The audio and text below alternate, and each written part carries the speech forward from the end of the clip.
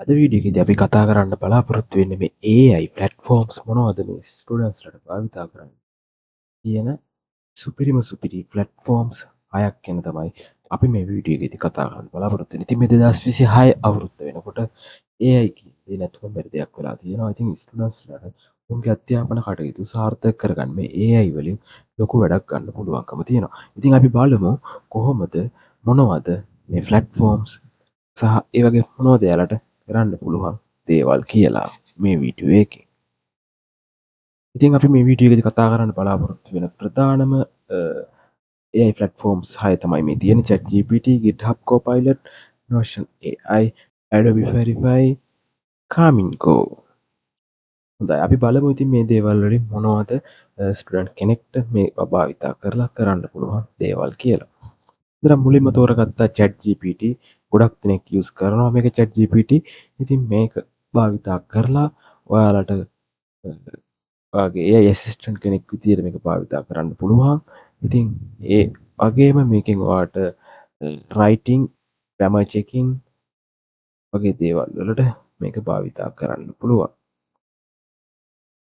ඒ වගේම ඔයාට මේක කම්ප්ලෙක්ස් ලැන්ග්වේජ් එකකින් තියෙන දෙයක් වල සිම්පල් ලැන්ග්වේජ් එකකට හරව ගන්නත්, ඒ වගේම සමරයිස් කරන්න, ලොං රිසර්ච් පේපර්ස්, ආටිකල් වගේ දේවල් කරන්න මේක භාවිතා කරන්න පුළුවන්. brainstorming idea and assessments and project මේ වගේ දේවල් වලටත් ඔයාලට භාවිතා කරන්න පුළුවන්. ඔයාලගේ ප්‍රොජෙක්ට් එකක් සාර්ථක කරගන්න, අසයින්මන්ට් එකක් හරියට කරන්න වගේ දේවල් වලට. ඒ වගේම ඔයාලට ලැන්ග්වේජ් එකක් ප්‍රැක්ටිස් කරන්න, එක්සෑම් වලට සූදානම් වෙන්න ChatGPT භාවිතා කරන්න පුළුවන්. ඉතින් මේක ෆ්‍රී ප්ලෑන් එකක් වගේම පෙයිඩ් විදියට ChatGPT 4.0 කියන එකක් තියෙනවා දැන්. ඒ වගේම මේක ලැන්ග්වේජ් 100කට වඩා අධික ප්‍රමාණයක් තියෙනවා. ඉතින් ඒක ඔයාලට භාවිතා කරලා ඔයාගේ අධ්‍යාපන කටයුතු සාර්ථක කරගන්න පුළුවන්. අපි බලමු දෙවෙනි AI platform එක. Perplexity AI. ඉතින් මේක ගොඩක්ම රිසර්ච් වලට වෙන් වෙච්චම AI එකක් විදිහට තමයි හඳුන්වන්නේ. ඔයාට ඔයාගේ රිසර්ච් කරගන්න මේක භාවිතා කරන්න පුළුවන්. මොකද මේකේ හොඳම රිසර්ච් වලට රියල් ටයිම් උත්තර ඔයාට මේකෙන් හම්බ වෙනවා. ඒ දේවල් වලදී ඔයාට පුළුවන් මේක Perplexity භාවිතා කරොත් හොඳ රෙෆරන්ස් එකක් ගන්න පුළුවන්කම තියෙනවා.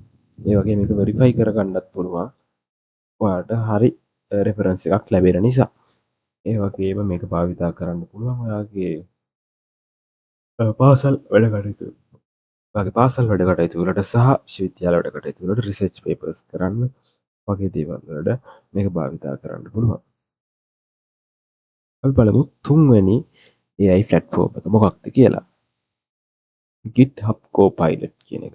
ඉතින් මේක ඔයාට AI coding assistant කෙනෙක් විදිහට භාවිතා කරන්න පුළුවන්. ඒ වගේම මේක ස්ටුඩන්ට්ස්ලාට ෆ්‍රී භාවිතා කරන්න පුළුවන්. ඉතින් මේක ඔයාගේ ඊමේල් ඇඩ්‍රස් එක ලබා දීලා ඔයාගේ ස්ටුඩන්ට් කෙනෙක් නම් ඔයාගේ යුනිවර්සිටි ඊමේල් ඇඩ්‍රස් එකට වෙරිෆයි කරගත්තට පස්සේ ඔයාට මේක 100% ෆ්‍රී භාවිතා කරන්න පුළුවන්. ඉතින් මේක ගොඩක් වටිනවා යුනිවර්සිටි ස්ටුඩන්ට්ස්ලාට.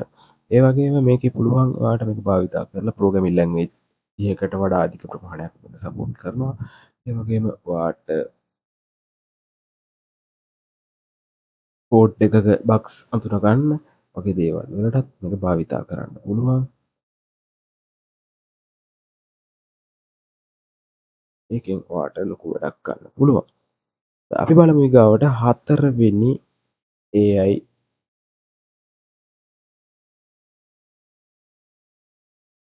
හතරවෙනියට භාවිතා කරන AI tool එක මොකක්ද කියලා.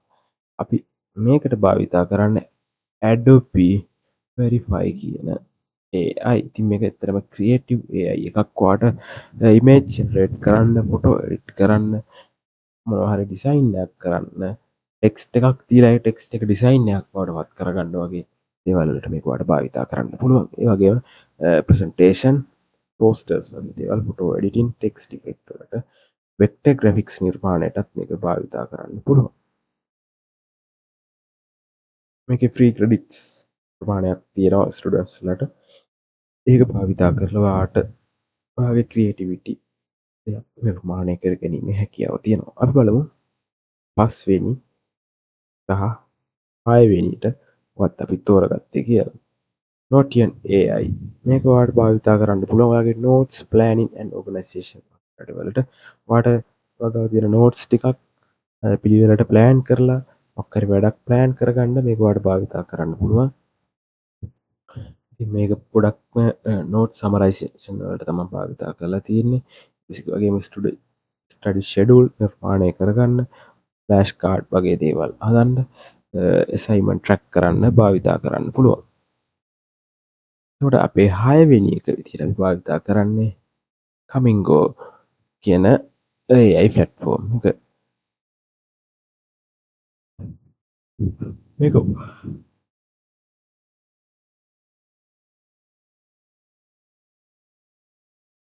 මේක භාවිතා කරලා ඔයාලට සයන්ස්, මැත්ස්, හිස්ටරි වගේ දේවල් ලෙසන්ස් කවර් කරගන්න පුළුවන්. ඔයාටම පර්සනලයිස් කරලා මේක ටියුටෝරියල් හදා ගන්න පුළුවන්. ගයිඩ්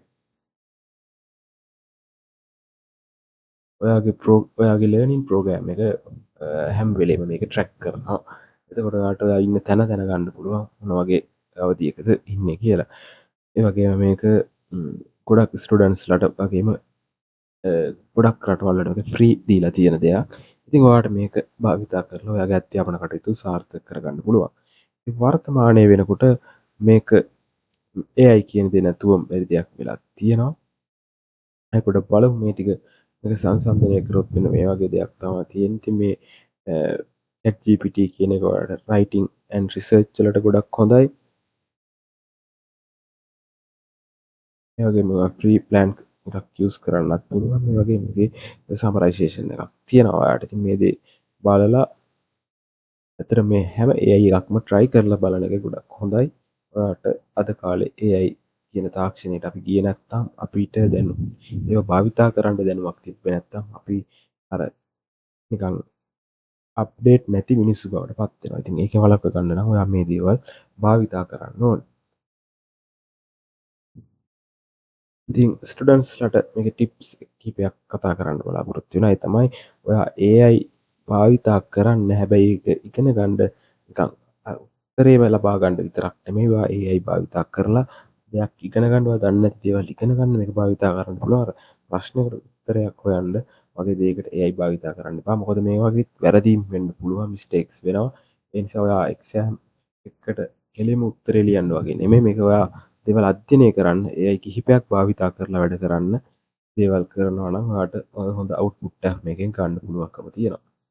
ඉතින් ඔයාලට පුළුවන් මේ රිසර්ච් එකක් කරනකොට උනත් ChatGPT විතරක් නෙමෙයි Perplexity AI භාවිතා කරලා නැත්නම් මේකත් භාවිතා කරන්න. Copilot උත් භාවිතා කරන්න. ඒ වගේ දේවල් කලවමින් භාවිතා කරලා ඔයාගේ අවුට්පුට් එක සාර්ථක අවුට්පුට් එකක් ලබා ගන්න පුළුවන්. ඉතින් අපි තවත් මේ වගේ අලුත් අප්ඩේට් අපේ channel එක හරහා කතා කරන්න බලාපොරොත්තු වෙනවා. AI භාවිතා කරලා දේවල් කරන්නේ කොහොමද කියන දේ. ඉතින් ඔයාලා දැනගන්න කැමති දෙයක් තියෙනවා නම් කමෙන්ට් කරන්න. ඒ වගේම පොඩි ප්‍රශ්නයක් අහන්නම් අවසාන වශයෙන්. මේ ඔයා දකින්න ප්‍රසන්ටේෂන් එකත් AI භාවිතා කරලා නිර්මාණය කරපු ප්‍රසන්ටේෂන් එකක්. ඉතින් මේක නිර්මාණය කරේ මොකක්ද මේ AI tool එක කියලා ඔයාලා ඔයා දන්නවා නම් කමෙන්ට් එකක් දාන්න. අද කතා කරපු AI tool 6ට අමතර වෙනත් tool එකකින් තමයි මම මේ ප්‍රසන්ටේෂන් එක නිර්මාණය කරලා තියෙන්නේ. ඉතින් ඔයා හරි උත්තරේ දන්නවා නම් ඔයා කමෙන්ට් එකක් දාන්න අපි බලමු. ඒ වගේම ඔයාලා නිතර භාවිතා කරන ඔයාට ගොඩක් යූස්ෆුල් වුණ ඔයා දැනන් හිටපු AI tool මෙතන තිබ්බනම් ඒකත් කමෙන්ට් කරන්න. ඒ වගේම මෙතන නැති ඔයා නිතර භාවිතා කරන AI tool එකක් තියෙනවා නම් ඒකේ නමත් කමෙන්ට් එකක් දාන්න. තවත් මේ වගේ ඉන්ටරෙස්ටිං වීඩියෝ එකකින් ආයෙත් හමු වෙමු. ගිහින් එන්නම් සියලු දෙනාට සුබ දවසක්.